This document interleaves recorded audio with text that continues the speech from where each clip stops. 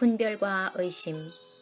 우리가 이것을 말하거니와 사람의 지혜에 가르친 말로 아니하고 오직 성령의 가르치신 것으로 하니 신령한 일은 신령한 것으로 분별하느니라. 고린도전서 2장 13절 말씀. 내가 진실로 너희에게 이르노니 누구든지 이 산도로 들리어 바다에 던지우라 하며 그 말하는 것이 이룰 줄 믿고 마음에 의심치 아니하면 그대로 되리라. 마가복음 11장 23절 말씀.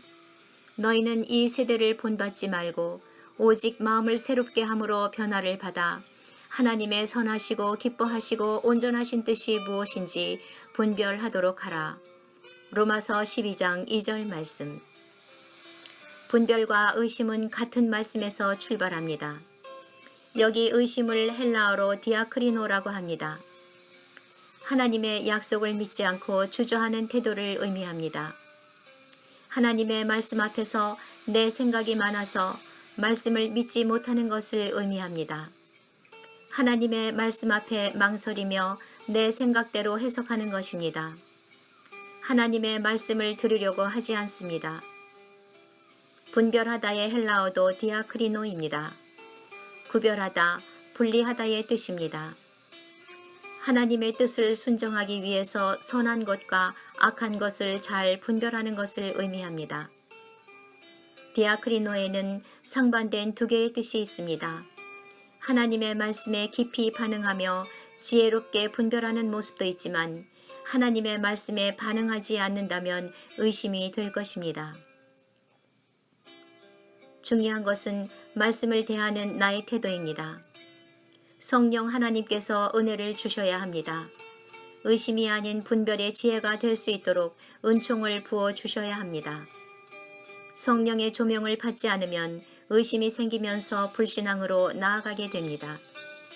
하나님의 말씀 앞에 주저하는 것이 아니라 그 말씀을 나의 것으로 받아들이는 것이 중요합니다.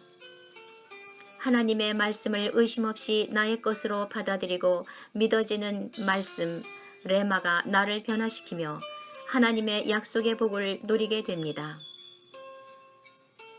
믿음이 또한 중요합니다. 성령께서 믿음을 주셔야 합니다. 말씀을 나의 말씀으로 받아들이게 하는 믿음을 주셔야 합니다. 사람이 믿고 싶다고 믿을 수 있는 것이 아닙니다. 주님이 주시는 그 믿음이 은혜이기 때문입니다. 그런데 은혜를 주셔도 나의 강팍한 마음이 받아들이지 못한다면 영적으로 큰 어리석음을 범하는 것입니다.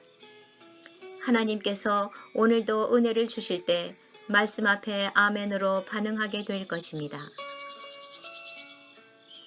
주님, 하나님의 말씀을 읽을 때나 들을 때 성령의 감동과 조명을 받는 은혜를 주셔서 하나님의 말씀 앞에 아멘으로 순종하게 하셔서 하나님의 약속하신 열매가 나타나며 복을 누리게 하옵소서. 예수님의 이름으로 기도드리옵나이다.